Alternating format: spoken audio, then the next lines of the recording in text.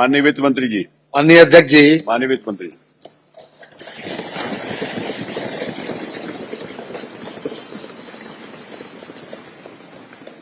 मनीष।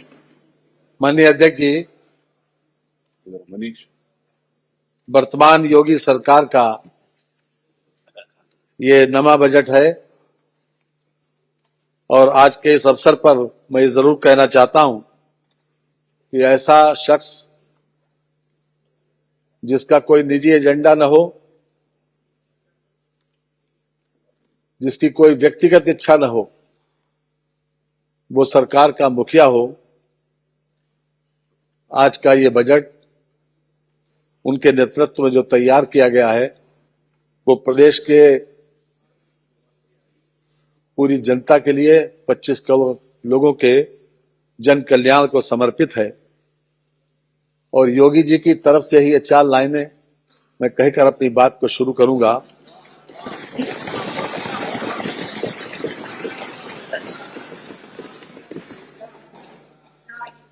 कि इस धरा से हर अंधेरे को मिटाकर, इस धरा से हर अंधेरे को मिटाकर सूर्य का पर्याय बनना चाहता हूं और आदमी के शौर्य के इतिहास का मैं श्रेष्ठतम अध्याय बनना चाहता हूं।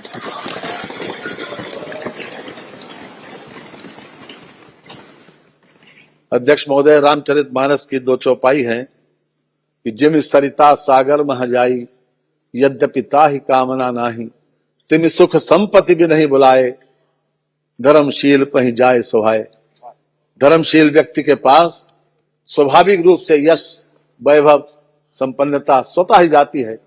जो लोग नहीं भी चाहते हैं तो भी आज ऐसे व्यक्ति, ऐसा मुखिया के नेतृत्व में यह बजट तैयार किया गया। मैं इसको आपके माध्यम से संपूर्ण सदन को और आपके माध्यम से पूरी जनता को समर्पित करता हूं। माननीय वित्तीय वर्ष 2025-26 के बजट अनुमानों पर मैं अपना वक्तव्य आपकी अनुमति से प्रारंभ करता हूं। माननीय इस वर्ष परम पावन तीर्थ नगरी प्रयागराज में महाकुंभ 2025 का भव्य आयोजन हो रहा है। हम सभी जानते हैं कि महाकुंभ 144 वर्षों में आता है। ये हम सभी के लिए ही नहीं अपितु संपूर्ण भारत देश और पूरे विश्व के लिए परम सौभाग्य का विषय है कि हम अपने जीवन काल में आस्था, संस्कृति और मानवता के समागम के इस महापर्व के भागी बन सके। कुंभ का वर्णन ऋग्वेद एवं अथर्ववेद में मिलता है। ये भारत की प्राचीन सांस्कृतिक एवं धार्मिक अक्षरता का परिचायक है। कुंभ मात्र एक धार्मिक सांस्कृतिक मेला ही नहीं है, ये एक दुर्लभ खगोलीय घटना भी है। प्रयागराज में आयोजित होने वाले कुंभ के विषय में पुराणों का ये श्लोक मैं पढ़ना चाहूंगा। मेष राशिगते जीवे मकरे चंद्र भास्करो अमावस्या तदा योगः कुंभ इस तीर्थ नायके। अर्थात बृहस्पति मेष राशि में तथा चंद्र और सूर्य मकर राशि में जब आते हैं और अमावस्या तिथि हो तो तीर्थों के नायक प्रयाग में कुंभ योग होता है। हमारी प्राचीन आस्था, धर्म और संस्कृत के प्रतीक कुंभ योग को अनादिकाल से सर्वश्रेष्ठ साक्षात मुक्ति पद की संज्ञा दी गई है। महाकुंभ में देश विदेश से आए लगभग 53 करोड़ से अधिक, वर्तमान में 56 करोड़ से ज्यादा हो गए श्रद्धालुओं ने प्रतिभाग किया। यह संपूर्ण विश्व में मनुष्यों का विशालतम समागम था, जिसके भव्य एवं कुशल आयोजन की सराहना सभी ने मुक्त कंठ से की है। संभवतः इस सदन में उपस्थित सम्मानित सदस्यों ने मानवता के इस महापर्व में पर प्रतिभाग किया होगा। माननीय हमारे यशस्वी प्रधानमंत्री श्री नरेंद्र मोदी जी तथा हमारे तेजस्वी मुख्यमंत्री योगी आदित्यनाथ जी के कुशल नेतृत्व में उत्तर प्रदेश ने पिछले लगभग 8 वर्षों में प्रत्येक क्षेत्र में अभूतपूर्व प्रगति की है। चाहे वह कानून व्यवस्था हो, आर्थिक विकास हो, औद्योगिक विकास हो, दुर्बल वर्गों को विकास की मुख्य धारा में लाना हो, गरीबी उन्मूलन हो, अवस्थापना विकास हो अथवा वित्तीय समावेशन हो। हमने चिकित्सा सुविधाओं का तीव्र गति से विकास किया है। प्रत्येक क्षेत्र में आधुनिक तकनीक के प्रयोग और नवाचार को विशेष रूप से बढ़ावा दिया गया है। माननीय मुख्यमंत्री जी के द्वारा प्रदेश की अर्थव्यवस्था को $1 ट्रिलियन बनाए जाने का लक्ष्य रखा गया है। इस हेतु राज्य सरकार द्वारा 10 सेक्टर यथा कृषि एवं संवर्गीय सेवाएं, अवस्थापना, उद्योग, IT एवं इलेक्ट्रॉनिक्स, स्वास्थ्य एवं परिवार कल्याण, शिक्षा, पर्यटन, नगर विकास, वित्तीय सेवाएं, ऊर्जा, पूंजी निवेश आदि चिन्हित करते हुए सेक्टरवार कार्य योजना तैयार की गई है। प्रदेश सरकार के संबंधित विभागों द्वारा सेक्टरवार कार्य योजना पर कार्य चल रहा है, जिसकी समीक्षा नियमित रूप से की जा रही है।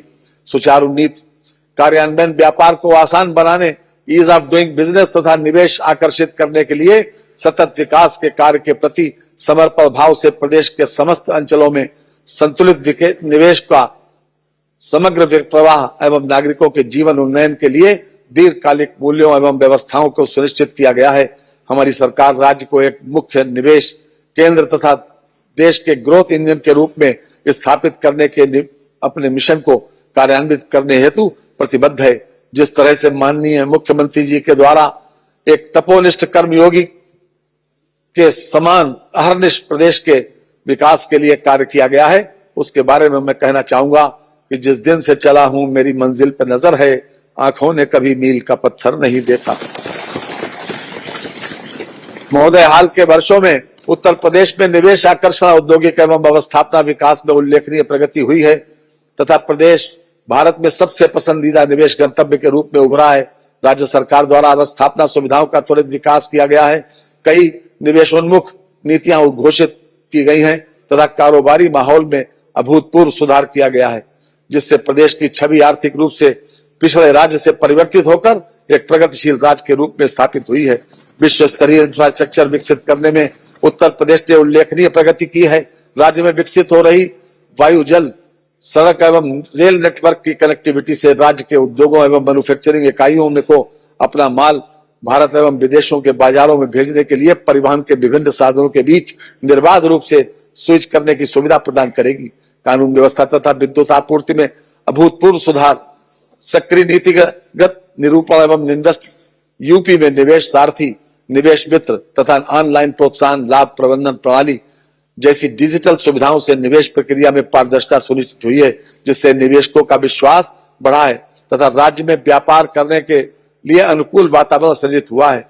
महोदय, नीति आयोग भारत सरकार द्वारा वित्तीय वर्ष 14-15 से 22-23 तक की अवधि के लिए राज्यों की राजकोषीय स्थिति के संबंध में रिपोर्ट प्रकाशित की गई, जिससे उत्तर प्रदेश को अग्रणी फ्रंट रनर राज्य की श्रेणी में रखा गया। समेकित फिस्कल हेल्थ इंडेक्स जो वर्ष 2014 से 19 की अवधि में 37.0 था, 22-23 में बढ़कर 45.9 हो गया है। रिपोर्ट के अनुसार व्यय की गुणवत्ता में व्यापक सुधार हुआ है। वर्ष 2018 से 2023 की अवधि में पूंजीगत व्यय कुल व्यय के 14.8% से 19.3% के मध्य रहा। इस अवधि में यह अनुपात देश के प्रमुख राज्यों के औसत अनुपात से अधिक रहा है। सामाजिक क्षेत्र में पूंजीगत व्यय में 27% तथा राजस्व व्यय में 9% वार्षिक दर से वृद्धि हुई है। इसी प्रकार आर्थिक सेवाओं के अंतर्गत भी पूंजीगत व्यय में पर्याप्त वृद्धि परिलक्षित हुई है। वित्तीय वर्ष 2018-19 में स्वास्थ्य एवं परिवार कल्याण पर व्यय के कुल व्यय का 4.9% था, जो वर्ष 2022-23 में बढ़कर 6.5% हो गया, जो देश के प्रमुख राज्यों में सर्वाधिक था। प्रदेश का राजकोषीय घाटा निर्धारित सीमा के अधीन रहा है। राजस्व बचत तथा प्राथमिक बचत के कारण सकल राज्य घरेलू उत्पाद के प्रतिशत के रूप में ऋणग्रस्तता में कमी दर्ज की गई है। माननीय भारतीय रिजर्व बैंक द्वारा राज्यों के बजट के संबंध में वित्तीय वर्ष 2024-25 में प्रकाशित अध्ययन रिपोर्ट के कुछ मुख्य बिंदु में इस सम्मानित सदन के समक्ष रखना चाहूंगा। देश के सभी राज्यों की स्वयं के कर की प्राप्तियों में उत्तर प्रदेश का अंश वर्ष 2022-2023, 2023-2024, 2024-2025 में क्रमशः 9.9%, 10.5% एवं 11.6% रहा, जो महाराष्ट्र के उपरांत देश में सर्वाधिक है। उक्त वर्षों में सभी राज्यों में राजस्व प्राप्तियों के सापेक्ष ब्याज पर व्यय क्रमशः 12.6, 12.3 एवं 12.1% रहा, जबकि उत्तर प्रदेश में यह प्रतिशत 10.3, 9.4 एवं 8.9 रहा। सकल राज्य घरेलू उत्पाद के प्रतिशत के रूप में सभी राज्यों की स्वयं के कर से प्राप्ति का औसत उक्त वर्षों में क्रमशः 6.5, 7.0 तथा 7.2% रहा, जबकि उत्तर प्रदेश में यह अनुपात क्रमशः 7.6, 9.8 तथा 10% रहा। इस अवधि में सकल राज्य घरेलू उत्पाद के प्रतिशत के रूप में सभी राज्यों का विकास व्यय क्रमशः 10.9, 11.9 एवं 12% रहा, जबकि उत्तर प्रदेश में यह औसत क्रमशः 13.8, 16 एवं 16.7% रहा। समस्त राज्यों द्वारा कुल व्यय के प्रतिशत के रूप में चिकित्सा, स्वास्थ्य एवं परिवार कल्याण पर भी किए गए व्यय के औसत की तुलना में वित्तीय वर्ष 18-19 तथा 2021-22 के अलावा वर्ष 17-18 से 2024-25 तक उत्तर प्रदेश द्वारा किया गया व्यय लगातार अधिक रहा। वर्ष 17-18 में सभी राज्यों के औसत अनुपात 50% के सापेक्ष उत्तर प्रदेश का अनुपात 5.3 तथा 24-25 में 5.6% सापेक्ष 5.9% रहा है। प्रदेश की ऋणग्रस्तता जो वर्ष 2016-17 की समाप्ति पर जीएसडीपी का 36.7% थी, घटकर वर्ष 2022-23 में वास्तविक आंकड़ों में 34.4% हो गई। उपरोक्त सभी आंकड़े जो भारतीय रिजर्व बैंक द्वारा देश के सभी राज्यों के बजट का अध्ययन कर प्रकाशित किए गए हैं, से स्पष्ट है कि उत्तर प्रदेश सरकार द्वारा न केवल अपने आंतरिक संसाधनों की अभिवृद्धि पर जोर दिया गया, अपितु विकास, व्यय एवं स्वास्थ्य सेवाओं पर व्यय बढ़ाया गया है और ऋणग्रस्तता में कमी लाई गई है। यह हमारी सरकार के कुशल वित्तीय प्रबंधन का परिचायक है। महोदय, वर्ष 2017-18 में जब प्रदेशवासियों की सेवा का अवसर हमें प्राप्त हुआ तो प्रदेश की अर्थव्यवस्था पूरी तरह बदहाल थी तथा जीएसडीपी मात्र 12.8 लाख करोड़ रुपए के स्तर पर था। हमारी सरकार के कार्यकाल में हमने प्रदेश की अर्थव्यवस्था को दोगुना कर दिया है। वर्ष 2024-25 में प्रदेश की जीएसडीपी 27.51 लाख करोड़ रुपए रहने का अनुमान। मैं ये भी बताना चाहूंगा कि हम देश के में विकास दर में वृद्धि करने वाले राज्यों में अग्रणी स्थान पर खड़े हैं। वर्ष 2023-24 में भारत देश की जीडीपी की वृद्धि दर 9.6% थी, जबकि हमारे प्रदेश की वृद्धि दर 11.6% रही। वित्तीय वर्ष 2016-17 में प्रदेश की प्रति व्यक्ति आय मात्र 52,671 रुपए थी। मात्र 3 वर्ष की अवधि में प्रति व्यक्ति आय 2019-20 में बढ़कर 65,660 रुपए स्तर पर पहुंच गई। उसके उपरांत कोविड महामारी की विभीषिका के कारण पूरे विश्व की अर्थव्यवस्था को झटका लगा। इसके बाद मात्र 3 वर्ष में 14.9% अप्रत्याशित वार्षिक वृद्धि दर प्राप्त करते हुए हम प्रति व्यक्ति आय को वर्ष 2023-24 में 93,514 रुपए के स्तर पर ले आए।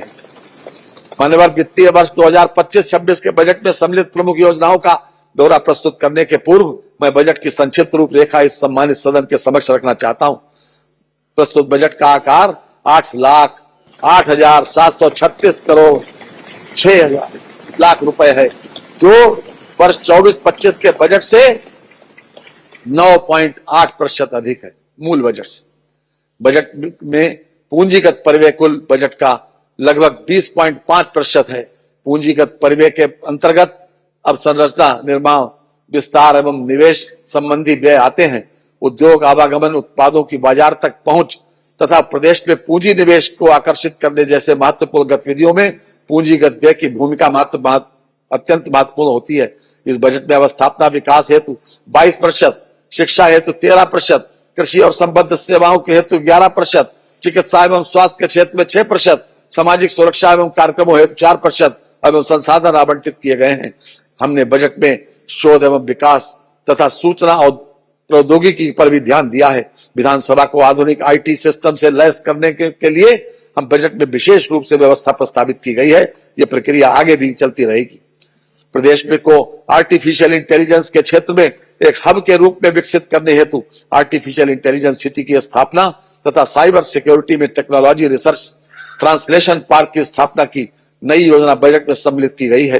प्रदेश के प्राथमिक एवं उच्चतर माध्यमिक विद्यालयों में आईसीटी लैब तथा स्मार्ट क्लासेस की स्थापना पर कार्य किया जा रहा है।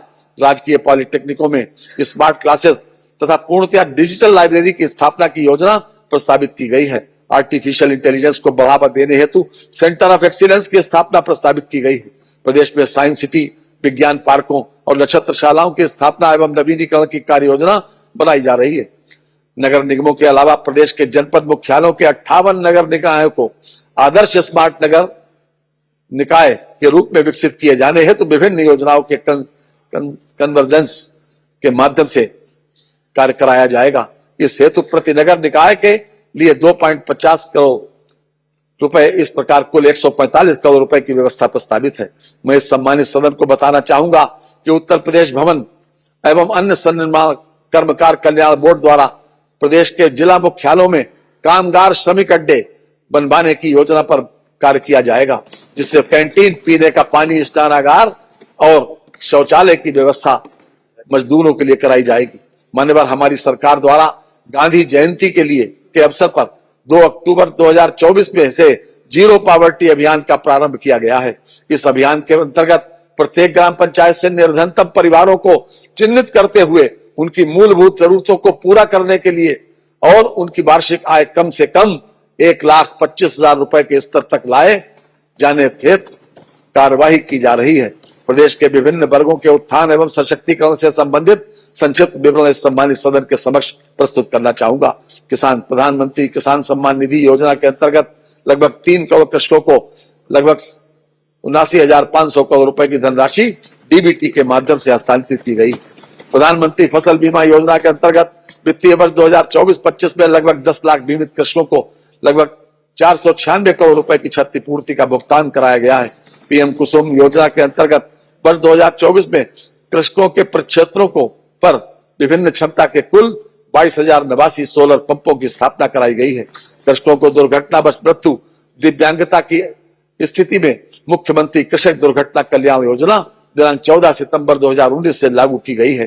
कृषकों को गन्ना मूल्य भुगतान समय से सुनिश्चित कराने हेतु वर्ष 2017 से एस्क्रो अकाउंट मैकेनिज्म प्रारंभ किया गया है, जिसके फलस्वरूप चीनी मिलों में गन्ना मूल्य मद की धनराशि के व्यावर्तन पर पूर्ण अंकुश लगा है। वर्तमान सरकार द्वारा वर्ष 2017 से अब तक लगभग 46 लाख गन्ना किसानों को लगभग 2,73,000 करोड़ रुपए का रिकॉर्ड गन्ना मूल्य भुगतान कराया गया।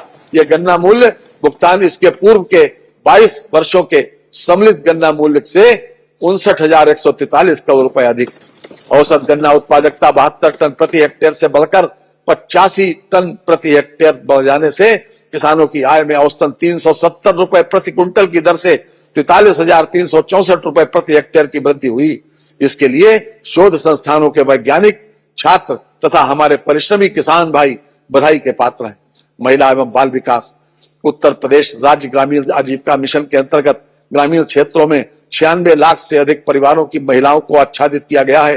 ग्राम स्तर पर डिजिटल लेन देन को प्रोत्साहित करने हेतु बीसी सखी योजना के अंतर्गत 39,556 बीसी सखी द्वारा कार्य करते हुए 31,103 करोड़ रुपए से अधिक का वित्तीय लेन देन किया गया है। 84.38 करोड़ रुपए का लाभांश अर्जित किया गया। लखपति महिला योजना के अंतर्गत 31 लाख से अधिक दीदियों का चिन्हांकन किया गया है तथा 2 लाख से अधिक महिलाएं लखपति की श्रेणी में आ चुकी हैं। प्रधानमंत्री उज्ज्वला योजना के तहत अब तक लगभग 1.86 करोड़ लाभार्थियों को गैस कनेक्शन वितरित किए जा चुके हैं। उज्ज्वला योजना के लाभार्थियों को 2 निःशुल्क सिलेंडर वितरित किए जा रहे हैं।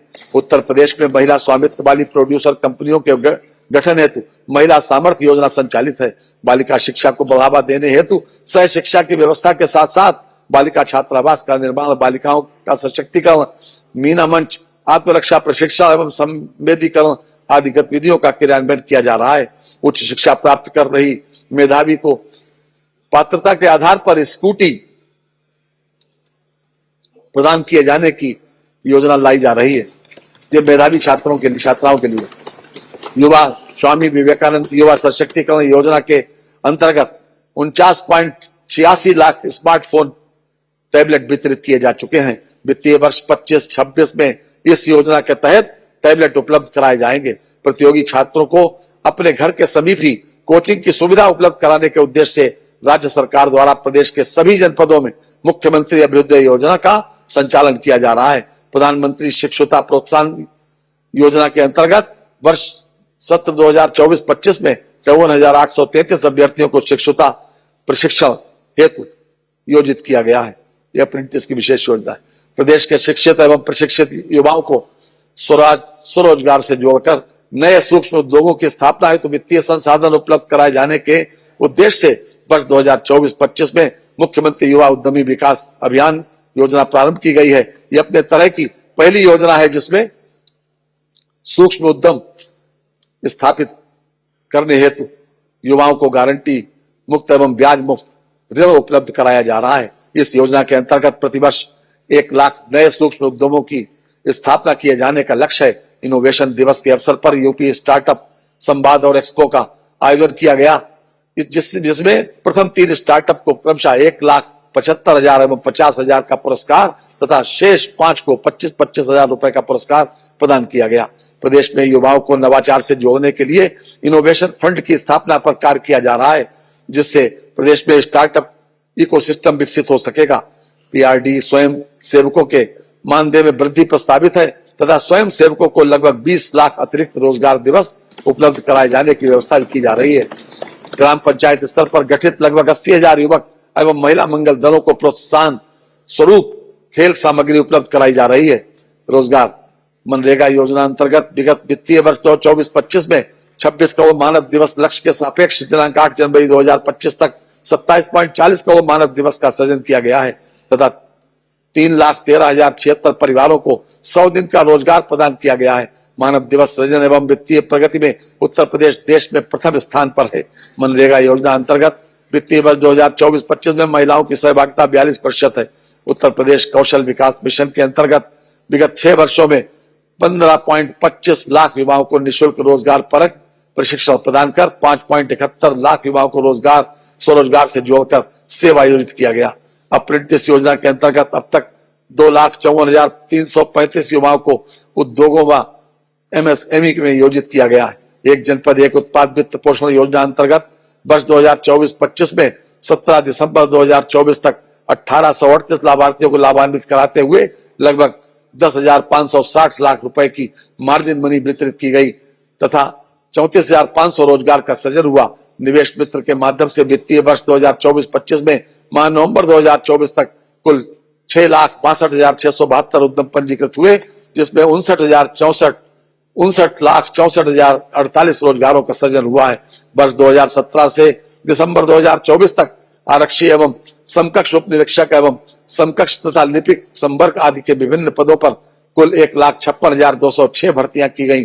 वर्तमान में अराजपत्य श्रेणी के विभिन्न पदों पर सीधी भर्ती के 92,919 पदों पर भर्ती हेतु कार्रवाई प्रचलित है। लगभग 96 लाख एमएसएमई इकाइयों की संख्या तथा 1.65 करोड़ लोगों को रोजगार उपलब्ध कराने के दृष्टिकोण से उत्तर प्रदेश देश के सभी राज्यों में अग्रणी है। श्रमिक कल्याण मातृत्व शिशु एवं बालिका मदद योजना के अंतर्गत माह सितंबर 2024 तक 6,22,974 लाभार्थी हैं। निर्माण कामगार मृत्यु एवं दिव्यांगता सहायता योजना के अंतर्गत माह सितंबर 2024 तक 41,453 लाभार्थी हैं। कन्या विवाह सहायता योजना के अंतर्गत पंजीकृत श्रमिक के कुल 2 बालिकाओं के स्वजातीय विवाह की स्थिति में 55,000 रुपए तथा अंतरजातीय विवाह की स्थिति में 61,000 रुपए की रकम दिए जाने का प्राविधान है। निर्माण कामगार गंभीर बीमारी सहायता योजना के अंतर्गत गंभीर बीमारियों का इलाज सरकारी अस्पतालों में कराने पर इलाज के व्यय की 100% प्रतिपूर्ति कराई जा रही है। उत्तर प्रदेश भवन एवं अन्य सन्निर्माण कर्मकार बोर्ड में पंजीकृत निर्माण श्रमिकों को प्रधानमंत्री जन आरोग्य योजना, मुख्यमंत्री जन आरोग्य योजना से आच्छादित कराए जाने की कार्रवाई की जा रही है। आवासीय विद्यालय योजना प्रदेश के 12 जनपदों में संचालित है, जिनमें प्रत्येक विद्यालय में 100 बालक एवं बालिकाओं को प्रवेशित किए जाने का प्रावधान है। निर्माण श्रमिकों के बच्चों को निःशुल्क गुणवत्तापूर्ण एवं उद्देश्यपरक शिक्षा उपलब्ध कराने की दृष्टि से प्रदेश के प्रत्येक मंडल में 360 बच्चों की क्षमता वाला एक अटल आवासीय विद्यालय स्थापित है। इन विद्यालयों की क्षमता भविष्य में बढ़कर 1,000 प्रति विद्यालय किया जाएगा। वित्तीय समावेशन वर्ष 2024-25 में बैंकों द्वारा प्रदेश में ऋण वितरण हेतु तैयार की गई वार्षिक ऋण योजना अंतर्गत द्वितीय त्रैमास तक 2.50 लाख करोड़ रुपए का ऋण वितरण बैंकों के माध्यम से कराया गया है।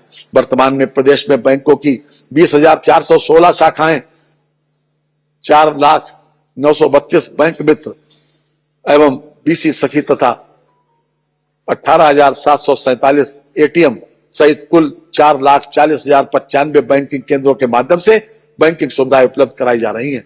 प्रधानमंत्री जन धन योजना के अंतर्गत प्रदेश 9.57 करोड़ खातों के साथ देश में प्रथम स्थान पर है। प्रधानमंत्री सुरक्षा बीमा योजना अंतर्गत अब तक प्रदेश में 6.52 करोड़ नामांकन के साथ उत्तर प्रदेश प्रथम स्थान पर है। प्रधानमंत्री जीवन ज्योति बीमा योजना अंतर्गत अब तक प्रदेश में 2.28 करोड़ नामांकन के साथ उत्तर प्रदेश प्रथम स्थान पर है। अटल पेंशन योजना के अंतर्गत अब तक प्रदेश में 1.12 करोड़ नामांकन के साथ प्रदेश का उत्कृष्ट प्रदर्शन रहा है। कानून व्यवस्था, मानव किसी भी समाज के सामाजिक आर्थिक उत्थान के लिए सुदृढ़ कानून व्यवस्था का होना पहली शर्त है। जब हमारी सरकार ने अपने पहले कार्यकाल में कार्यभार संभाला था, उस समय प्रदेश किस प्रकार की विषम कानून व्यवस्था और गुंडाराज की गिरफ्त में था, ये सभी को मालूम है।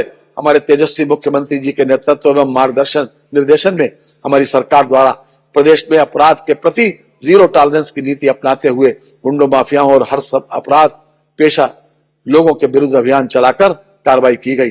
कश्ती चलाने वालों ने जब हार के दी पतवार हमें, लहर लहर तूफान मिले और संग संग मझधार हमें, फिर भी दिखलाया है हमने और आगे दिखा भी देंगे।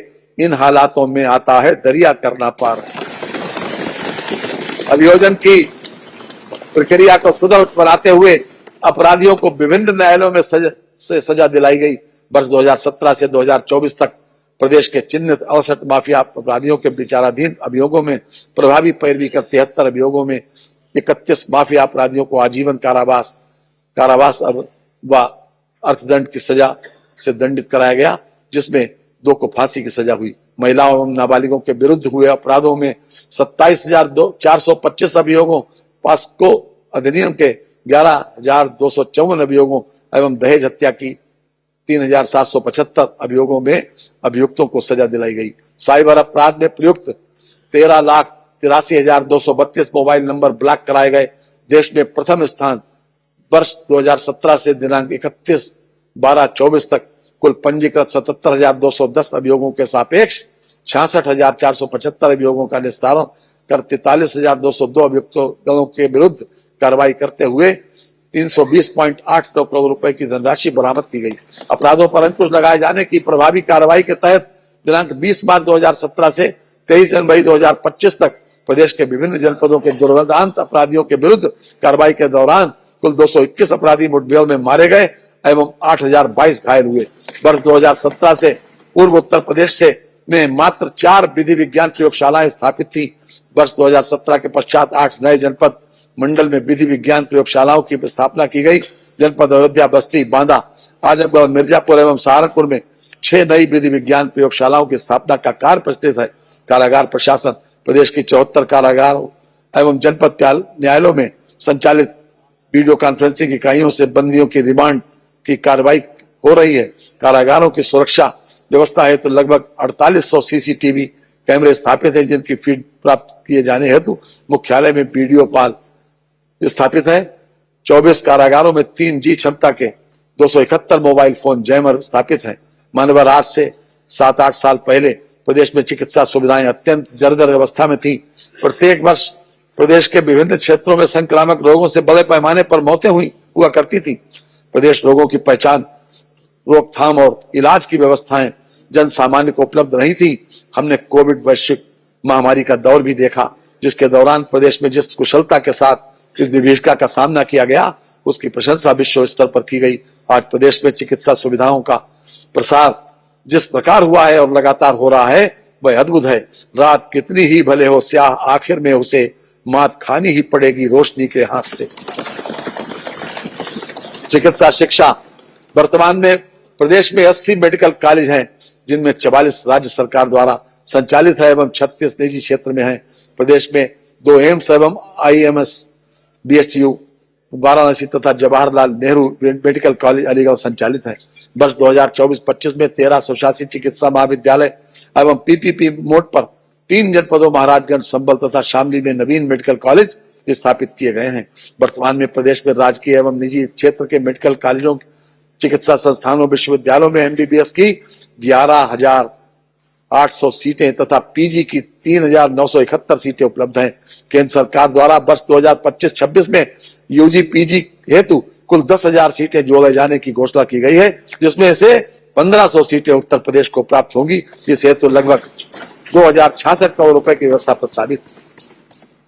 वर्ष 2017 में सरकारी मेडिकल कॉलेजों में सुपर स्पेशलिटी की कुल सीटों की संख्या 120 थी। शैक्षणिक सत्र 2024-25 में सीटों की संख्या को बढ़ाकर 250 किया गया है।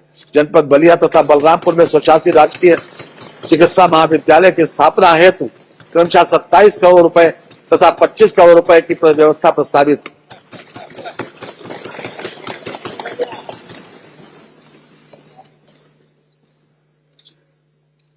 चिकित्सा, स्वास्थ्य एवं परिवार कल्याण। आयुष्मान भारत प्रधानमंत्री जन आरोग्य योजना अंतर्गत 5.13 करोड़ लोगों के आयुष्मान कार्ड बनाए गए हैं। आयुष्मान कार्ड बनाने में पूरे भारत में उत्तर प्रदेश प्रथम स्थान पर है। प्राथमिक स्वास्थ्य इकाइयों को आयुष्मान आरोग्य मंदिर के रूप में उच्चीकृत किया जा रहा है। वर्तमान में कुल 22,681 आयुष्मान आरोग्य मंदिर स्थापित है। उपकेंद्रों से टेली कंसल्टेशन प्रारंभ कर ग्रामीण क्षेत्रों में चिकित्सा सुविधाएं उपलब्ध कराने का आरंभ जुलाई 2020 से किया गया है। प्रदेश में राष्ट्रीय स्वास्थ्य मिशन द्वारा पोषित पीपीपी मोड पर निःशुल्क डायलिसिस सेवाएं उपलब्ध कराई जा रही हैं। प्रदेश में राष्ट्रीय स्वास्थ्य मिशन द्वारा पीपीपी मोड पर जनपदीय चिकित्सालयों में सीटी स्कैन की निःशुल्क सेवा उपलब्ध कराई जा रही है। आयुष प्रदेश के विभिन्न जनपदों में वर्तमान में 2110 आयुर्वेदिक, 254 यूनानी एवं 1585 होम्योपैथिक चिकित्सालयों के साथ ही 8 आयुर्वेदिक कॉलेज एवं उनसे संबद्ध चिकित्सालय, 2 यूनानी कॉलेज एवं उनसे संबद्ध चिकित्सालय तथा 9 होम्योपैथिक कॉलेज एवं उनसे संबद्ध चिकित्सालय संचालित है। वित्तीय वर्ष 2025-26 में महायोगी गुरु गोरखनाथ आयुष विश्वविद्यालय गोरखपुर का निर्माण कार्य पूर्ण किया जाना, जनपद अयोध्या में राजकीय आयुर्वेदिक महाविद्यालय का निर्माण कार्य पूर्ण किया जाना, जनपद वाराणसी में राजकीय होम्योपैथिक मेडिकल कॉलेज की स्थापना कराया जाना लक्षित है। अब स्थापना एवं औद्योगिक विकास। मान्यवर, जब वर्ष 2017 में हमने कार्यभार संभाला था, उस समय प्रदेश में औद्योगिक विकास की पूरी तरह से रुका पड़ा था। उद्योग प्रदेश से विस्थापित हो रहे थे। उस समय कोई भी ये कल्पना भी नहीं कर सकता था कि प्रदेश में उद्योग धंधे आएंगे भी, परंतु दृढ़ संकल्प, आत्मविश्वास और लक्ष्य प्राप्ति के अथक प्रयासों से कुछ भी संभव है। लोग कहता है बदलता है जमाना अक्सर, और खास वो है जो जमाने को बदल देते।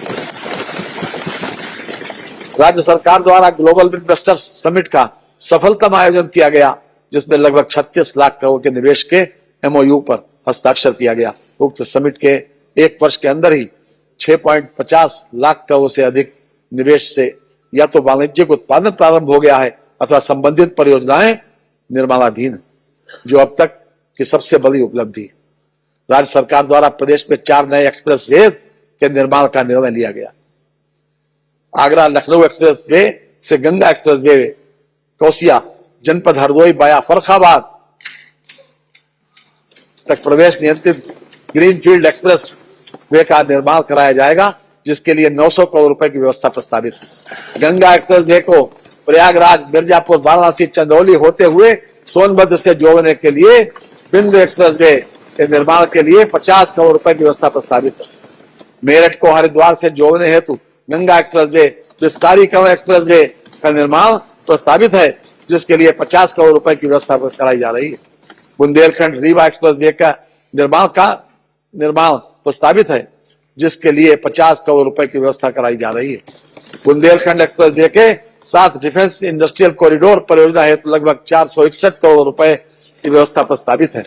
इसके अंतर्गत लगभग 9,500 करोड़ रुपए का निवेश अनुमानित है। लखनऊ में आर्टिफिशियल इंटेलिजेंस सिटी के विकास हेतु 5 करोड़ रुपए की व्यवस्था प्रस्तावित है। साइबर सुरक्षा में टेक्नोलॉजी ट्रांसलेशन रिसर्च पार्क की स्थापना हेतु 3 करोड़ रुपए की व्यवस्था प्रस्तावित है। सूक्ष्म लघु एवं मध्यम उद्योग। प्रदेश की अर्थव्यवस्था में सूक्ष्म लघु एवं मध्यम उद्यमों का बहुत महत्वपूर्ण स्थान है। एमएसएमई सेक्टर एक महत्वपूर्ण रोजगार परक सेक्टर है। इस प्रकार इन उद्यमों के विकास से जहां प्रदेश का समावेशी विकास होता है, वहीं रोजगार सृजन की असीम संभावनाएं भी उत्पन्न होती हैं।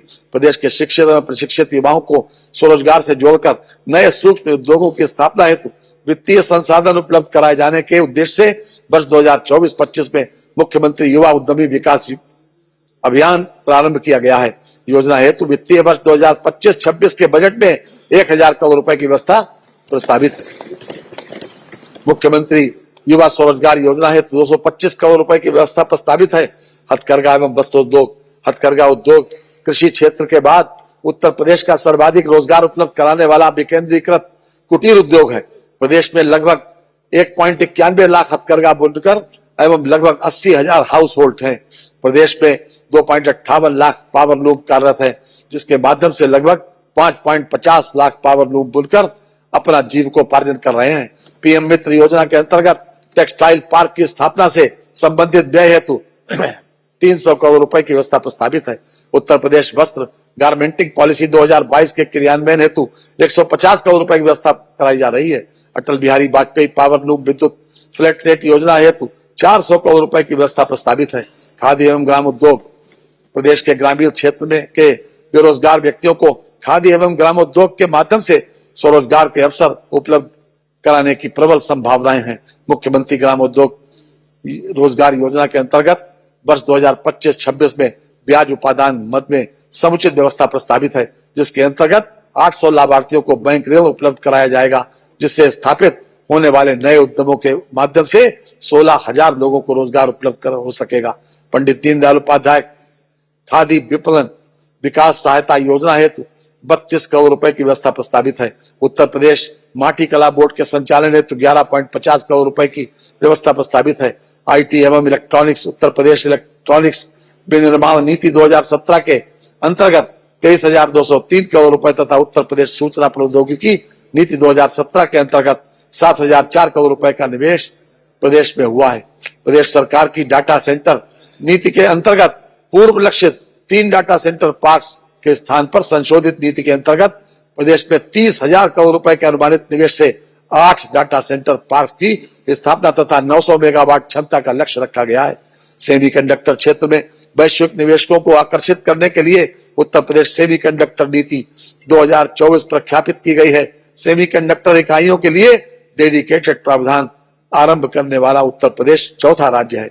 राज्य में 8 state of art centre of excellence के केंद्रों की स्थापना के अंतर्गत प्रथम सेंटर ऑफ एक्सीलेंस का केंद्र मेडिकल इलेक्ट्रॉनिक्स के क्षेत्र में Sanjay Gandhi post graduate institute of medical sciences में तथा आईआईटी कानपुर नोएडा परिसर में आर्टिफिशियल इंटेलिजेंस के क्षेत्र में अब आईआईटी कानपुर परिसर में ड्रोन सेंटर ऑफ एक्सीलेंस स्थापित होकर परिचालनरत हो गए हैं। सड़क एवं सेतु प्रदेश की अर्थव्यवस्था को $1 ट्रिलियन तक का प्रदेश सरकार के लक्ष्य के दृष्टिगत प्रदेश में नॉर्थ साउथ कॉरिडोर के विकास हेतु मार्गों के चौड़ीकरण सुदृढ़ीकरण निर्माण की योजना प्रारंभ की गई है, जिसके लिए 200 करोड़ रुपए की बजट व्यवस्था प्रस्तावित है। प्रदेश में सेतु एवं रेल उपरगामी अधोगामी सेतुओं के निर्माण हेतु कुल 1450 करोड़ रुपए की बजट व्यवस्था प्रस्तावित है।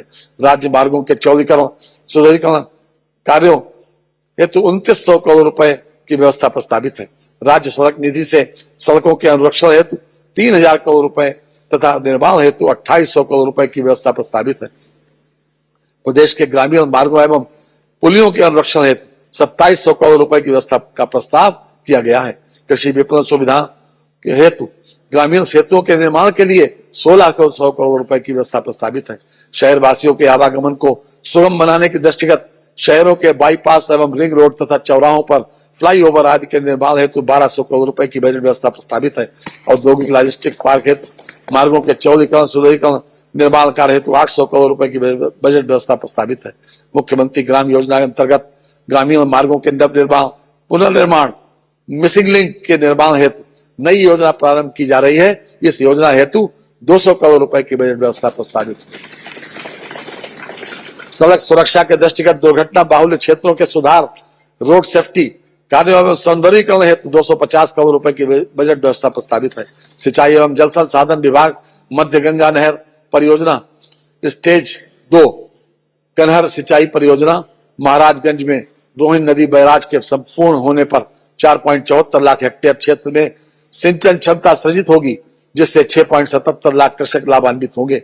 विभिन्न जनपदों में 6600 राजकीय नलकूपों के आधुनिकीकरण, 2100 नवीन राजकीय नलकूपों के निर्माण तथा डार्क जोन में स्थित 569 असफल राजकीय नलकूपों के पुनर्निर्माण का कार्य प्रगति पर है। इन कार्यों से लगभग 2.38 लाख हेक्टेयर सिंचन क्षमता की पुनर्स्थापना होगी तथा लगभग 2.12 लाख कृषक परिवार लाभान्वित होंगे। नहरों एवं सरकारी नलकूपों से किसानों को मुफ्त पानी की सुविधा हेतु 1300 करोड़ रुपए की बजट व्यवस्था प्रस्तावित है। प्रदेश के 1750 असफल नलकूपों के पुनर्निर्माण हेतु 200 करोड़ रुपए की व्यवस्था प्रस्तावित है। डार्क जोन के असफल 569 नलकूपों के लिए लगभग 9 करोड़ रुपए की व्यवस्था की गई है।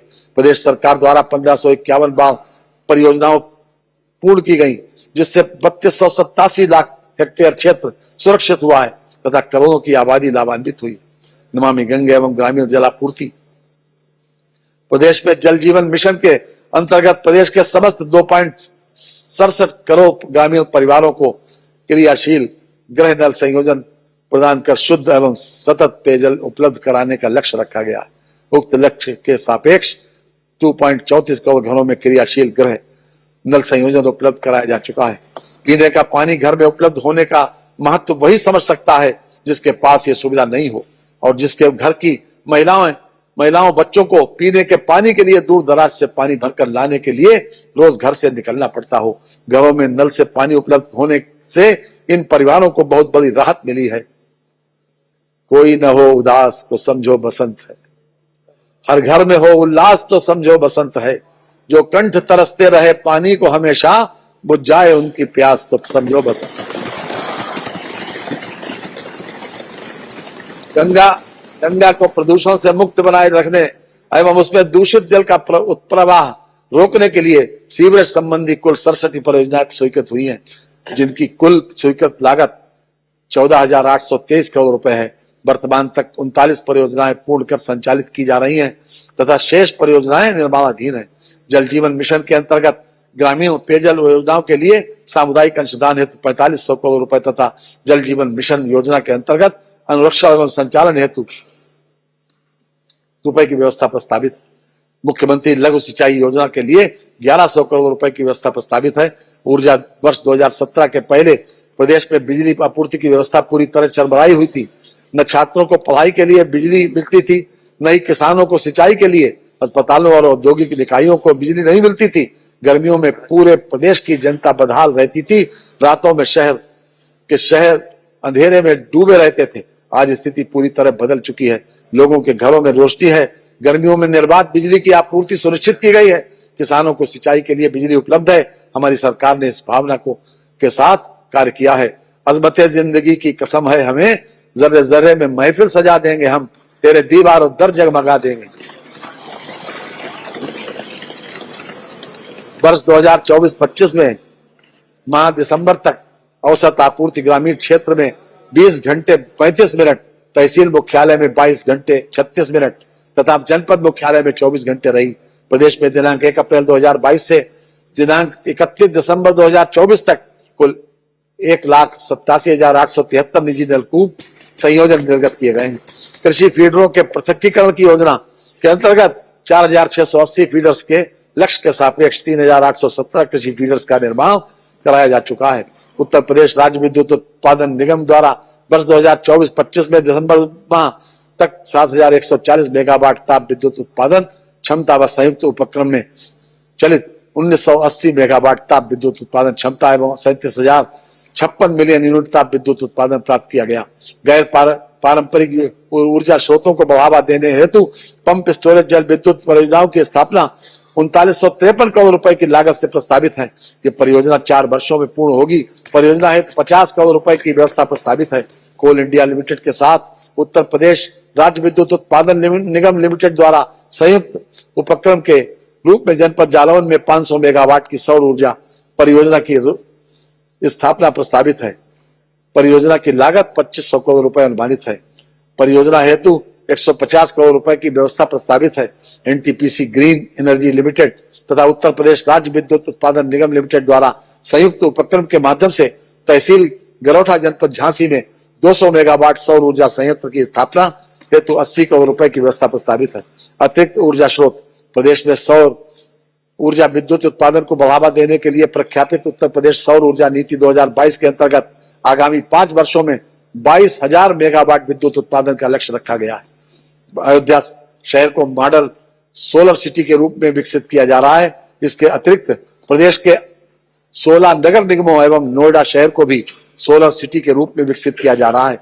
उत्तर प्रदेश राज्य जैव ऊर्जा नीति 2022 के अंतर्गत compressed biogas, biocoal, biodiesel, bioethanol से संबंधित 53 परियोजनाओं की स्वीकृति प्रदान की जा चुकी है तथा 24 परियोजनाएं स्थापित की जा चुकी है।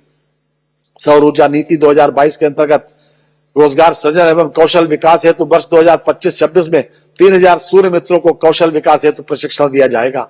आवास एवं शहरी नियोजन। प्रधानमंत्री आवास योजना शहरी के अंतर्गत लगभग 17 लाख आवास पूर्ण कर लाभार्थियों को आवंटित किए जा चुके हैं। राष्ट्रीय राजधानी क्षेत्र में रीजनल रैपिड ट्रांजिट सिस्टम का दिल्ली गाजियाबाद मेरठ कॉरिडोर संचालित है। संपूर्ण कॉरिडोर का निर्माण कार्य जून 2025 तक पूरा किए जाने का अनुमान है। आवास एवं विकास परिषद तथा विकास प्राधिकरणों में टाउनशिप विकसित किए जाने हेतु मुख्यमंत्री शहरी विस्तारीकरण नए शहर प्रोत्साहन योजना लागू है। प्रदेश की राजधानी लखनऊ के आसपास के क्षेत्र को सम्मिलित करते हुए स्टेट कैपिटल रीजन गठित किए जाने तथा अन्य रीजन्स के रीजनल प्लान तैयार किए जाने हेतु Uttar Pradesh state capital region एवं अन्य रीजन विकास प्राधिकरण अधिनियम 2024 प्रख्यापित है। स्टेट कैपिटल रीजन में 6 जिले क्रमशः लखनऊ, हरदोई, सीतापुर, बाराबंकी, रायबरेली तथा उन्नाव सम्मिलित है। नगर विकास अमृत योजना 2.0 के अंतर्गत अब तक लगभग 39 लाख पेयजल कनेक्शन उपलब्ध कराए गए हैं। प्रधानमंत्री आवास योजना शहरी 1.0 हेतु 3150 करोड़ रुपए की व्यवस्था प्रस्तावित है। प्रधानमंत्री आवास योजना शहरी हेतु लगभग 1732 करोड़ रुपए की व्यवस्था प्रस्तावित है। वर्ष 2021 में प्रारंभ की गई अमृत 2.0 योजना हेतु 4100 करोड़ रुपए की व्यवस्था प्रस्तावित है। मुख्यमंत्री green road infrastructure development scheme के अंतर्गत 800 करोड़ रुपए की व्यवस्था प्रस्तावित है। प्रदेश के शहरों को बाढ़ की समस्या एवं जल भराव से मुक्ति हेतु अर्बन फ्लड एवं स्टार्म वाटर ड्रेनेज योजना प्रारंभ की गई, जिसके लिए 1000 करोड़ रुपए की व्यवस्था प्रस्तावित है। मुख्यमंत्री नगरीय अल्प विकसित मलिन बस्ती विकास योजना हेतु 400 करोड़ रुपए की व्यवस्था प्रस्तावित है। नगरीय सेवाएं तथा अवस्थापना विकास की नई योजना हेतु 50 करोड़ रुपए की व्यवस्था प्रस्तावित है। राज्य स्मार्ट सिटी योजना हेतु 400 करोड़ रुपए की व्यवस्था प्रस्तावित है। कान्हा गौशाला एवं बेसहारा पशु आश्रय योजना हेतु 450 करोड़ रुपए की व्यवस्था प्रस्तावित है।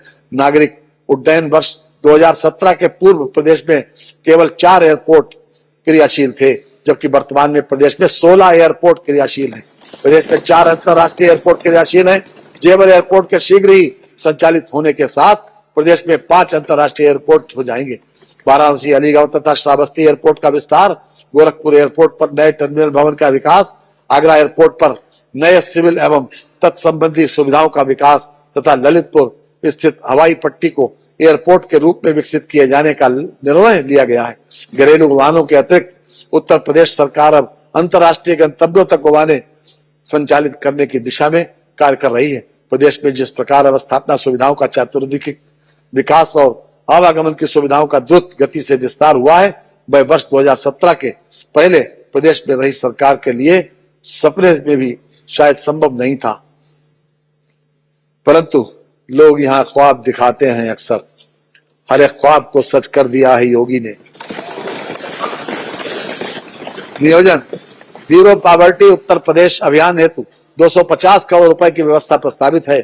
प्रदेश में विकास कार्यों हेतु त्वरित आर्थिक विकास योजना अंतर्गत लगभग 2400 करोड़ रुपए की व्यवस्था प्रस्तावित है।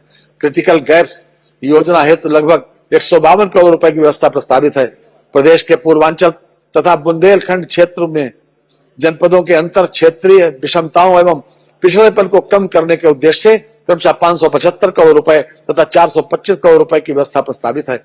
ग्राम विकास महात्मा गांधी नरेगा योजना अंतर्गत वित्तीय वर्ष 25-26 हेतु 34 करोड़ मानव दिवस का सृजन किए जाने का लक्ष्य अनुमानित है, जिसके सापेक्ष 5372 करोड़ रुपए की व्यवस्था प्रस्तावित है। प्रधानमंत्री आवास योजना ग्रामीण के अंतर्गत 36 लाख से अधिक आवासों का निर्माण कराया जा चुका है। योजना हेतु लगभग 4882 करोड़ रुपए की व्यवस्था प्रस्तावित है। मुख्यमंत्री आवास योजना ग्रामीण हेतु 1200 करोड़ रुपए की व्यवस्था प्रस्तावित है। प्रधानमंत्री ग्राम सड़क योजना के अंतर्गत निर्मित सड़कों के अनुरक्षण कार्य हेतु 1088 करोड़ रुपए की व्यवस्था प्रस्तावित है। दीनदयाल उपाध्याय ग्रामीण कौशल योजना हेतु 427 करोड़ रुपए का व्यय अनुमान प्रस्तावित है। उक्त योजना अंतर्गत युवाओं को प्रशिक्षण प्रदान करने के उपरांत नियोजित किया जा सकेगा। पंचायती राज स्वच्छ भारत मिशन ग्रामीण हेतु 2045 करोड़ रुपए की बजट व्यवस्था प्रस्तावित की जा रही है। ग्राम पंचायत स्तर पर डिजिटल लाइब्रेरी की स्थापना हेतु 454 करोड़ रुपए की व्यवस्था प्रस्तावित है। ग्रामीण अंत्येष्टि स्थलों के विकास हेतु लगभग 244 करोड़ रुपए की व्यवस्था प्रस्तावित है। ग्रामीण क्षेत्रों में ग्रामीण स्टेडियम एवं ओपन जिम के निर्माण हेतु 125 करोड़ रुपए की व्यवस्था प्रस्तावित की गई है। मुख्यमंत्री पंचायत प्रोत्साहन पुरस्कार योजना अंतर्गत 85 करोड़ रुपए की व्यवस्था प्रस्तावित है। प्रदेश की प्रत्येक विधानसभा के ग्रामीण क्षेत्र में बारात तथा अन्य सामाजिक आयोजनों हेतु उत्सव भवन का निर्माण कराया जाना प्रस्तावित है। कृषि प्रदेश में दलहनी एवं तिलहनी फसलों के क्षेत्राच्छादन उत्पादन एवं उत्पादकता में वृद्धि के उद्देश्य से निःशुल्क मिनी किट वितरण कार्यक्रम संचालित किया जा रहा है। उक्त दोनों योजनाओं को हेतु 50 करोड़ रुपए की व्यवस्था प्रस्तावित है। प्रदेश को प्रमाणित बीज उत्पादन के क्षेत्र में आत्मनिर्भर बनाने के लिए उत्तर प्रदेश बीज स्वावलंबन नीति 2024 के अंतर्गत प्रदेश में सीड पार्क विकसित परियोजना पर संचालित है, जिसके लिए 251 करोड़ रुपए की व्यवस्था प्रस्तावित है। National mission on natural farming योजना के अंतर्गत प्रदेश के समस्त जनपदों में प्राकृतिक खेती का कार्यक्रम संचालित किया जाएगा, जिसके लिए 124 करोड़ रुपए की व्यवस्था प्रस्तावित है। पीएम कुसुम योजना के अंतर्गत कृषकों के क्षेत्रों पर सोलर पंपों की स्थापना कराई जा रही है, जिसके लिए 502 करोड़ रुपए की व्यवस्था प्रस्तावित है। कृषि क्षेत्र की क्षमता एवं कौशल विकास तथा उत्पादन वृद्धि की योजना के लिए 200 करोड़ रुपए एवं विश्व बैंक सहायतित यूपी एग्रीज परियोजना के लिए 200 करोड़ रुपए की व्यवस्था प्रस्तावित है। कृषि शिक्षा एवं अनुसंधान, कृषि शिक्षा, शोध एवं प्रसार कार्यों में गतिशीलता बनाए रखने तथा प्रभावी परिणाम कृषकों को उपलब्ध कराने की दृष्टि से प्रदेश में 5 कृषि एवं प्रौद्योगिकी विश्वविद्यालय स्थापित हैं। प्रदेश में 20 नए कृषि विज्ञान केंद्रों की स्थापना की गई है। प्रदेश में कुल 89 कृषि विज्ञान केंद्र संचालित हैं। जनपद कुशीनगर में महात्मा बुद्ध कृषि एवं प्रौद्योगिकी विश्वविद्यालय की स्थापना हेतु 100 करोड़ रुपए की व्यवस्था प्रस्तावित है। कृषि एवं प्रौद्योगिकी विश्वविद्यालय में शोध कार्यक्रम हेतु 25 करोड़ रुपए की व्यवस्था प्रस्तावित है। प्रदेश के में स्थापित कृषि विश्वविद्यालय महाविद्यालयों में विभिन्न कार्यों हेतु लगभग 86 करोड़ रुपए की व्यवस्था प्रस्तावित है। उद्यान एवं खाद्य प्रसंस्करण पर drop more crop micro irrigation योजना हेतु 720 करोड़ रुपए की व्यवस्था प्रस्तावित है। राष्ट्रीय औद्योगिक बागवानी मिशन हेतु योजना हेतु 650 करोड़ रुपए की व्यवस्था प्रस्तावित है। उत्तर प्रदेश खाद्य प्रसंस्करण उद्योग नीति 2022 के अंतर्गत प्रोत्साहन राशि की व्यवस्था हेतु 300 करोड़ रुपए की प्रावधान कराया जाना प्रस्तावित है। गन्ना विकास एवं चीनी उद्योग, गन्ने की खेती और चीनी मिलें प्रदेश की अर्थव्यवस्था और ग्रामीण विकास की प्रमुख धुरी है। उत्तर प्रदेश देश का सबसे बड़ा गन्ना उत्पादक राज्य है। गन्ना मूल्य के भुगतान हेतु 475 करोड़ रुपए की व्यवस्था प्रस्तावित है। पिपराइच चीनी मिल में 60 केएलपीडी क्षमता की आसमनी की स्थापना हेतु 90 करोड़ रुपए तथा बंदपली छाता चीनी मिल पर 2000 टीसीडी क्षमता की नई चीनी मिल एवं logistic hub warehousing complex की स्थापना हेतु 50 करोड़ रुपए की व्यवस्था प्रस्तावित है। दुग्ध विकास, भारतवर्ष विश्व में सर्वाधिक दुग्ध उत्पादन करने वाला देश है। भारत में उत्तर प्रदेश सर्वाधिक दुग्ध उत्पादन करता राज्य है।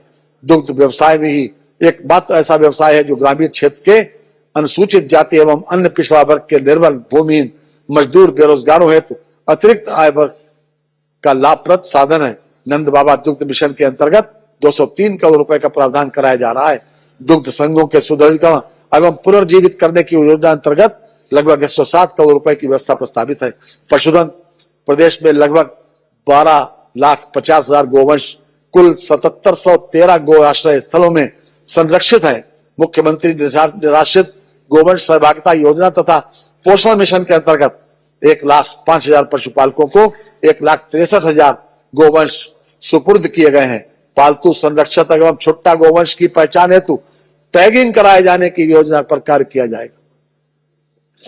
आपकी समस्या सॉल्व होगी।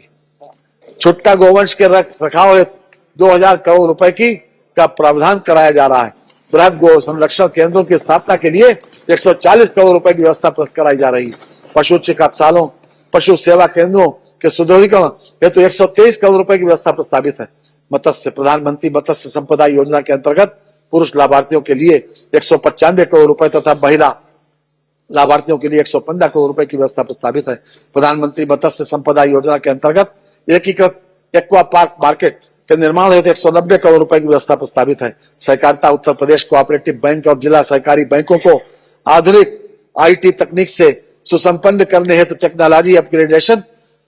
टेक्नोलॉजी एडॉप्शन अपग्रेडेशन एवं साइबर सिक्योरिटी के प्रयोजनार्थ 10 करोड़ रुपए की व्यवस्था की गई से नई योजना लाई जा रही है। पैक्स के माध्यम से कृषकों को कम ब्याज दर पर फसली ऋण वितरण हेतु ब्याज अनुदान के लिए 525 करोड़ रुपए की व्यवस्था प्रस्तावित। रासायनिक उर्वरकों के अग्रिम भंडारण योजना अंतर्गत 170 करोड़ रुपए की व्यवस्था प्रस्तावित है। खाद्य एवं रसद प्रदेश में राष्ट्रीय खाद्य सुरक्षा अधिनियम 2013 के अंतर्गत आच्छादित 3.60 करोड़ अंत्योदय एवं पात्रग्रस्ती कार्ड धारकों को लगभग 8 लाख मीट्रिक टन राशन का निःशुल्क वितरण प्रतिमाह किया जा रहा है। वित्तीय वर्ष 2023-24 में कुल 92.30 लाख मीट्रिक टन निःशुल्क खाद्यान्न वितरण कराया गया है। भारत सरकार द्वारा 1 जनवरी 24 से 5 वर्ष तक के लिए निःशुल्क खाद्यान्न वितरण कराए जाने के निर्णय के क्रम में प्रदेश में निःशुल्क खाद्यान्न वितरण कराया जा रहा है। प्रदेश में राष्ट्रीय खाद्य सुरक्षा अधिनियम 2013 के अंतर्गत त्रैमासिक आधार पर अंत्योदय लाभार्थियों को 1 किलोग्राम प्रति परिवार प्रति कार्ड प्रति माह की दर से प्रति त्रैमास लगभग 12,283 मीट्रिक टन चीनी का आवंटन किया जा रहा है। अन्नपूर्णा भवनों के निर्माण हेतु 200 करोड़ रुपए की व्यवस्था प्रस्तावित है। बेसिक शिक्षा बालिकाओं की शिक्षा को बढ़ावा देने के उद्देश्य से 680 कस्तूरबा गांधी बालिका विद्यालयों का उच्चीकरण कक्षा 12 तक करते हुए कमजोर वर्ग की बालिकाओं को कक्षा 12 तक की निःशुल्क आवासीय शिक्षा व्यवस्था उपलब्ध कराने की कार्रवाई प्राथमिकता के आधार पर की जा रही है। प्रदेश में प्री प्राइमरी के से कक्षा 12 तक की समेकित शिक्षा के लिए अत्याधुनिक अवस्थापना सुविधाओं के साथ उत्कृष्ट शैक्षणिक परिवेश उपलब्ध कराने हेतु नवीन 57 मुख्यमंत्री मॉडल कंपोजिट विद्यालय स्वीकृत किए गए हैं, जिनमें से वर्तमान वित्तीय वर्ष में 22 विद्यालयों के निर्माण की प्रक्रिया गतिमान है, जिसकी निर्माण इकाई लागत 25 करोड़ रुपए है। इसके अतिरिक्त प्रति विद्यालय 5 करोड़ रुपए की दर से फर्नीचर एवं उपकरण विद्यालय कराए जाएंगे। बेसिक शिक्षा परिषद द्वारा संचालित प्राथमिक एवं उच्च प्राथमिक विद्यालयों में अवस्थापना सुविधाओं के विकास के लिए 2000 करोड़ रुपए की व्यवस्था प्रस्तावित है। पीएम श्री योजना के अंतर्गत चयनित विद्यालयों के बच्चों को स्मार्ट शिक्षा से जोड़े जाने के हेतु 580 करोड़ रुपए की व्यवस्था प्रस्तावित है। समग्र शिक्षा योजना के अंतर्गत समस्त प्राथमिक विद्यालयों को राज्य निधि से स्मार्ट स्कूल के रूप में विकसित किए जाने हेतु 300 करोड़ रुपए की व्यवस्था प्रस्तावित है। प्राथमिक विद्यालयों के छात्र छात्राओं को स्कूल बैग हेतु 550 करोड़ रुपए, निःशुल्क यूनिफॉर्म हेतु 168 करोड़ रुपए तथा परिषदीय विद्यालयों एवं सहायता प्राप्त शासकीय प्राथमिक विद्यालयों के छात्रों के परीक्षा शुल्क की प्रतिपूर्ति हेतु लगभग 38 करोड़ रुपए की व्यवस्था प्रस्तावित की गई है। माध्यमिक शिक्षा समग्र शिक्षा अभियान के अंतर्गत विभिन्न कार्यक्रमों के संचालन हेतु 666 करोड़ रुपए की व्यवस्था प्रस्तावित है। राजकीय उच्चतर माध्यमिक विद्यालयों के भवन निर्माण विस्तार विद्युतीकरण एवं भूमि भवन क्रय हेतु 479 करोड़ रुपए की व्यवस्था प्रस्तावित है। सहायता प्राप्त शासकीय माध्यमिक विद्यालयों में अवस्थापना सुविधाओं के अंतर्गत पूंजीगत परिसंपत्तियों के सृजन हेतु 150 करोड़ रुपए की व्यवस्था प्रस्तावित है। अत्याधुनिक डिजिटल पुस्तकालय की स्थापना हेतु 80 करोड़ रुपए की व्यवस्था प्रस्तावित है। उत्तर प्रदेश सैनिक स्कूल लखनऊ के निर्माण कार्य हेतु 25 करोड़ रुपए की व्यवस्था प्रस्तावित 25 करोड़ व्यवस्था रखी गई है। राजकीय संस्कृत पाठशालाओं के निर्माण के लिए 13 करोड़ रुपए की व्यवस्था प्रस्तावित है। माध्यमिक विद्यालयों में संस्कृत पढ़ने वाले छात्रों को छात्रवृत्ति प्रदान किए जाने के लिए 20 करोड़ रुपए की व्यवस्था प्रस्तावित की गई। पूर्वांचल का प्रथम एवं प्रदेश के दूसरे सैनिक स्कूल जनपद गोरखपुर की स्थापना एवं संचालन किया गया। एनसीसी प्रशिक्षण अकादमी का जनपद गोरखपुर में निर्माण का प्रारंभ किया जा चुका है, जिसके लिए 20 करोड़ रुपए की व्यवस्था प्रस्तावित है। स्पोर्ट्स फॉर स्कूल कार्यक्रम के अंतर्गत विद्यालयों में खेल कूद की प्रतिभा विकसित करने के लिए विभिन्न खेल कूद कार्यक्रम आयोजित किए जा रहे हैं। हाल ही में संपन्न 68वीं राष्ट्रीय स्कूली खेल प्रतियोगिताओं में प्रदेश में बालक बालिकाओं ने उत्कृष्ट प्रदर्शन करते हुए 25 स्वर्ण 24 रजत 50 कांस्य पदक सहित कुल 99 पदक प्राप्त किए हैं। उच्च शिक्षा प्रधानमंत्री उत्तर शिक्षा अभियान योजना के संचालन हेतु 600 करोड़ रुपए की व्यवस्था प्रस्तावित है। रानी लक्ष्मीबाई स्कूटी योजना के अंतर्गत कॉलेज जाने वाली मेधावी छात्राओं को स्कूटी प्रदान किए जाने हेतु 400 करोड़ रुपए की व्यवस्था प्रस्तावित। मुख्यमंत्री शिक्षुता प्रोत्साहन योजना के अंतर्गत 100 करोड़ रुपए की व्यवस्था धनराशि प्रस्तावित है। विंध्याचल धाम मंडल में मां विंध्यवासिनी राज्य विश्वविद्यालय की स्थापना हेतु 50 करोड़ रुपए की धनराशि प्रस्तावित है। प्रदेश के राज्य विश्वविद्यालयों में आधारभूत सुविधाओं के विस्तार हेतु 25 करोड़ रुपए की धनराशि प्रस्तावित है।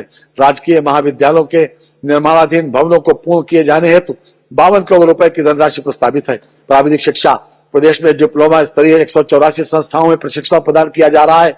36 राजकीय पॉलिटेक्निक निर्माणाधीन है। राजकीय पॉलिटेक्निकों में 251 स्मार्ट क्लास रूम की स्थापना की जा रही है। चुकी है राजकीय पॉलिटेक्निकों में नवीन टेक्नोलॉजी से सुसज्जित उन्नयन सेंटर ऑफ एक्सीलेंस की स्थापना हेतु 100 करोड़ रुपए की व्यवस्था प्रस्तावित है।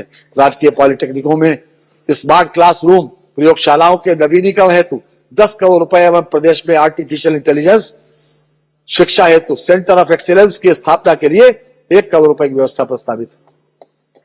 व्यावसायिक शिक्षा एवं कौशल विकास वर्तमान में आने वाला समय देश व प्रदेश के विकास की गति में तकनीकी के श्रेष्ठतम उपयोग का दौर होगा, जिसके दृष्टिगत यह आवश्यक है कि युवाओं को तकनीकी रूप से प्रशिक्षित किया जाए। वर्तमान में प्रदेश में 286 राजकीय औद्योगिक प्रशिक्षण संस्थान संचालित हो रहे हैं, जिनमें विभिन्न व्यवसायों की 1,90,064 सीटें युवाओं के प्रशिक्षण हेतु उपलब्ध है। प्रदेश के विभिन्न राजकीय औद्योगिक प्रशिक्षण संस्थानों में से 47 महिलाओं के प्रशिक्षण और महिला शाखा भी संचालित कराई जा रही है। प्रदेश में महिलाओं हेतु 12 औद्योगिक प्रशिक्षण संस्थान स्वतंत्र रूप से संचालित हो रहे हैं। विज्ञान एवं प्रौद्योगिकी प्रदेश में विज्ञान पार्कों, साइंस सिटी तथा नक्षत्र शालाओं की स्थापना हेतु 50 करोड़ रुपए की व्यवस्था प्रस्तावित है। आगरा में साइंस सिटी की स्थापना हेतु 25 करोड़ रुपए एवं वाराणसी में साइंस सिटी तथा नक्षत्र शाला की स्थापना हेतु 5 करोड़ रुपए की व्यवस्था प्रस्तावित है।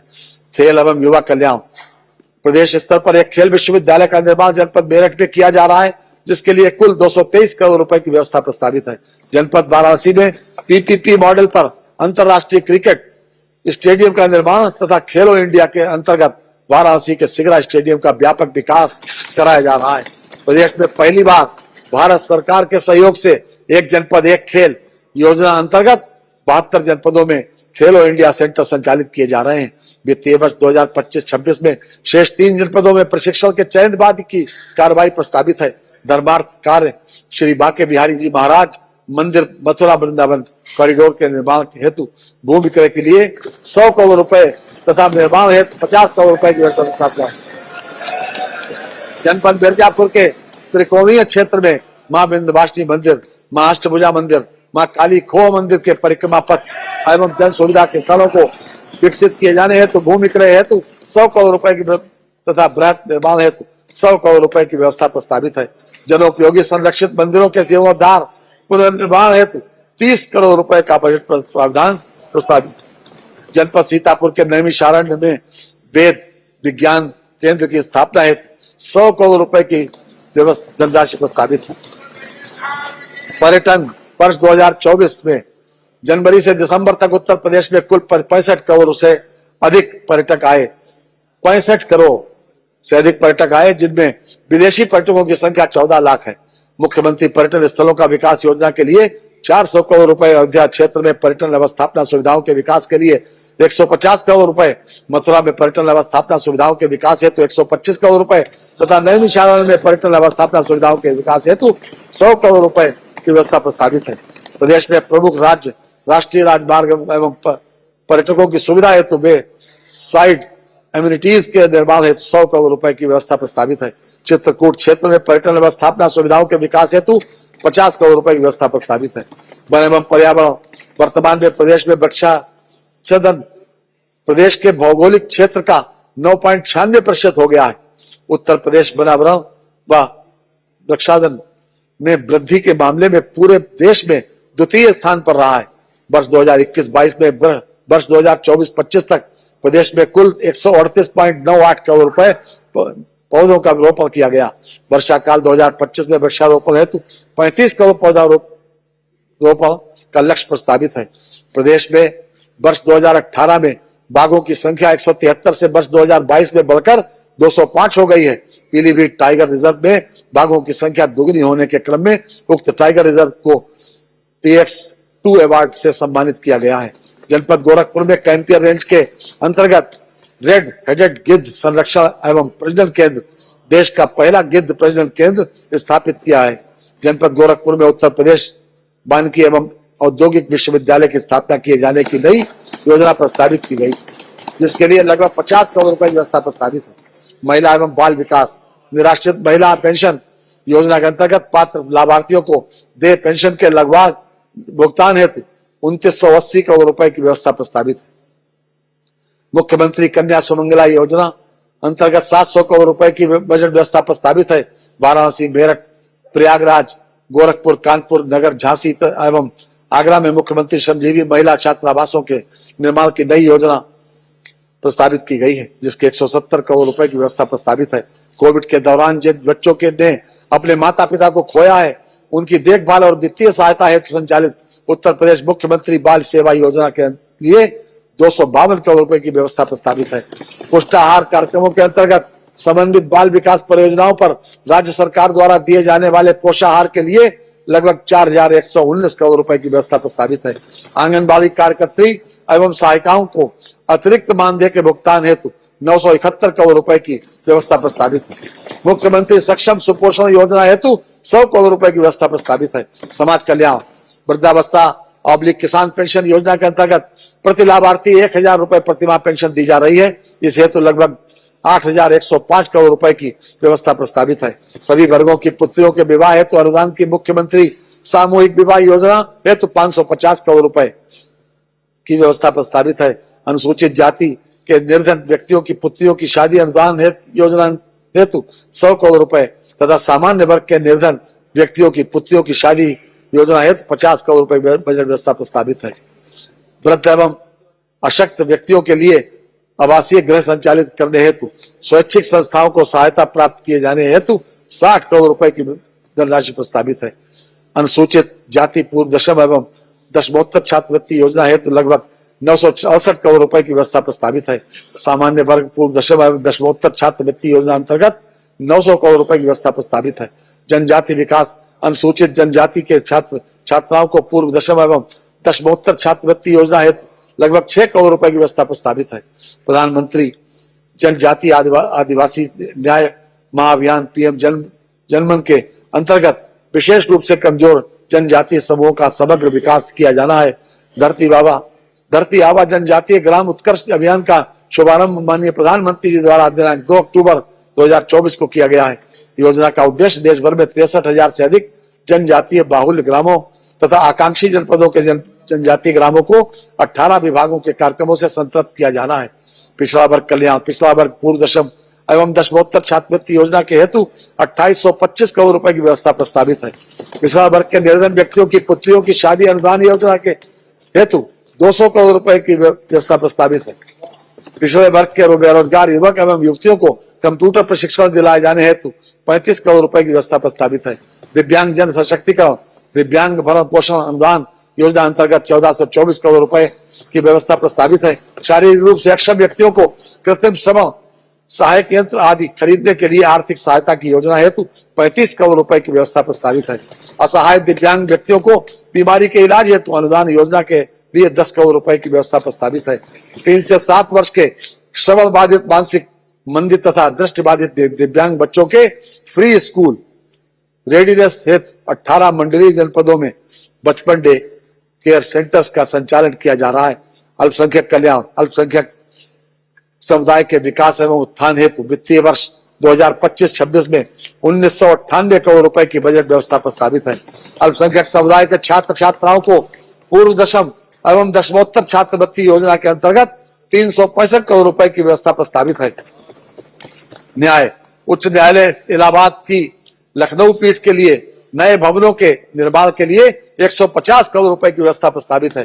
प्रदेश के विभिन्न जनपदों में न्यायालयों की स्थापना हेतु 120 करोड़ रुपए की व्यवस्था प्रस्तावित है।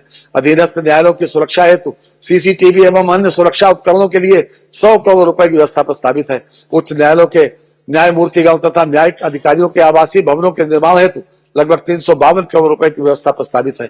अधिवक्ता कल्याण निधि न्यासी समिति को अनुदान हेतु 20 करोड़ रुपए की व्यवस्था प्रस्तावित है। युवा अधिवक्ताओं के लिए कार्पस फंड हेतु 5 करोड़ रुपए तथा उनके लिए किताब एवं पत्रिका हेतु 10 करोड़ रुपए की व्यवस्था प्रस्तावित है। अधिवक्ता चैम्बर के निर्माण एवं उनमें अन्य अवस्थापना सुविधाओं के विकास हेतु 20 करोड़ रुपए की व्यवस्था प्रस्तावित है।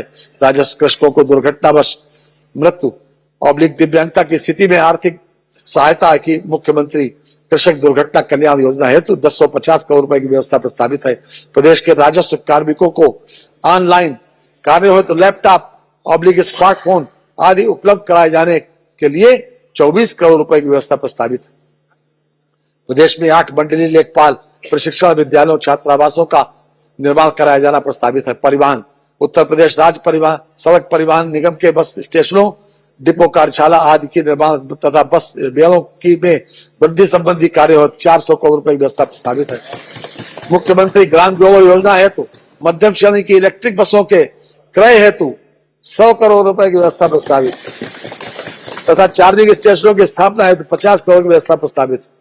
मान्यवर राजकोषीय सेवाएं मान्यवर राज्य वस्तु एवं सेवा कर तथा मूल्य संवर्धित कर, राज्य वस्तु एवं सेवा कर तथा मूल्य संवर्धित कर से राजस्व संग्रह का लक्ष्य 1,30,425 करोड़ रुपए निर्धारित किया गया है। आबकारी शुल्क से राजस्व संग्रह का लक्ष्य 63,000 करोड़ रुपए निर्धारित किया गया है। स्टाम्प एवं पंजीकरण से राजस्व संग्रह का लक्ष्य 38,150 करोड़ रुपए निर्धारित किया गया है। वाहन कर से राजस्व संग्रह का लक्ष्य 14,000 करोड़ रुपए निर्धारित किया गया है। वित्तीय वर्ष के बजट अनुमान 2025-26 मान्यवर प्रस्तुत बजट का आकार 8,0736 करोड़ 6 लाख रुपए है।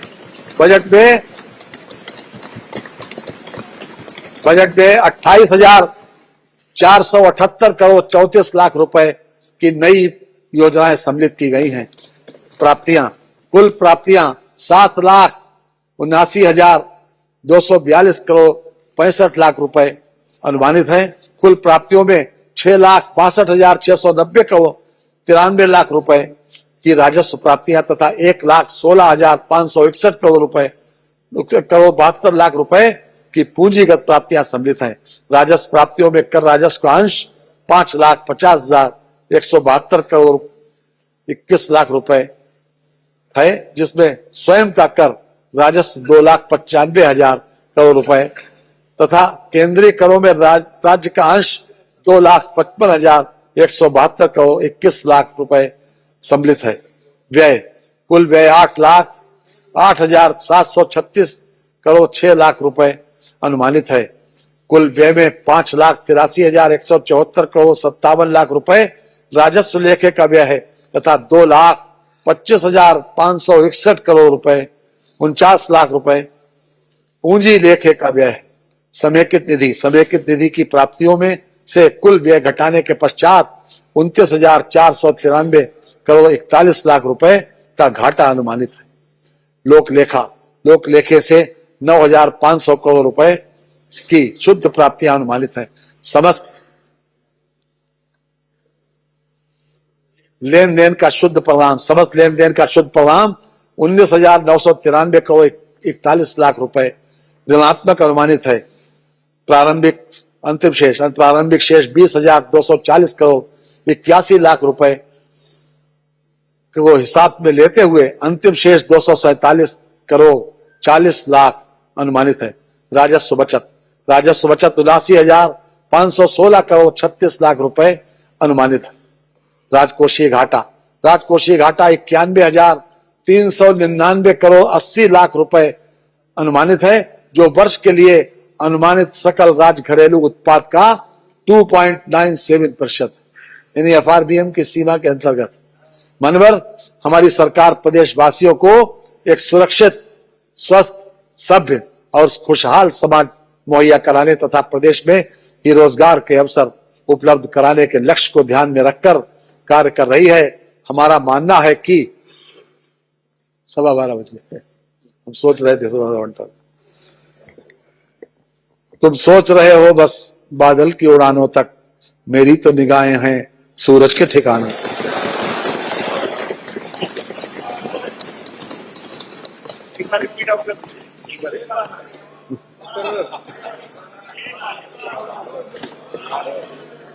तुम सोच रहे हो बस बादल की उड़ानों तक, मेरी तो निगाहें हैं सूरज के ठिकानों।